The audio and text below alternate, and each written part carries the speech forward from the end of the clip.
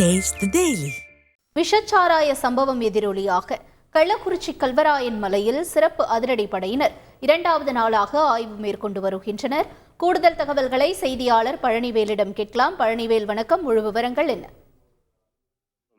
கள்ளக்குறிச்சி மாவட்டம் கருணாபுரத்துல கள்ளச்சாராயம் அருந்தி 59 பேர் இதுவரை உயிரிழந்த நிலையில கல்வராயன் மலையிலிருந்துதான் கள்ளச்சாராயம் வந்ததாக கூறப்படுகிறது. கல்வராயன் மலையில் ஒரு கள்ளச்சாராயம் அதிக அளவில் புழக்கத்தில் இருப்பதனால் கள்ளச்சாராயத்தை கட்டுப்படுத்த தமிழக அரசு பல்வேறு முயற்சிகள் செய்து வருகிறது.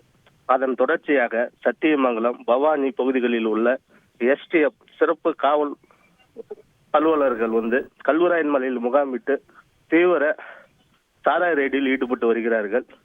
குறிப்பாக நேற்று ஆலனூர், கீழ்கொட்டாய், தடுத்தாம்பாளையம், குறும்பாலூர், ஏரிக்கரை என பல்வேறு பகுதிகளில் STF போலீசார் 38 பேர் தீவிர சாராய ரெய்டில் ஈடுபட்டு வரும் நிலையில் இன்று மொட்டையனூர், இன்னாடு, கிளாக்காடு, சேராப்பட்டு ஆகிய பகுதிகளிலும் தீவிர சாராய ரெய்டில் ஈடுபட்டு வருகிறார்கள்.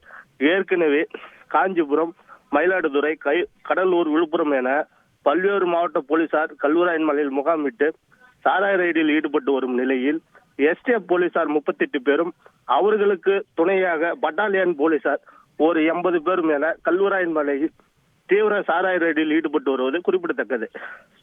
உங்களுடைய விரிவான தகவல்களுக்கு நன்றி பழனிவேல்.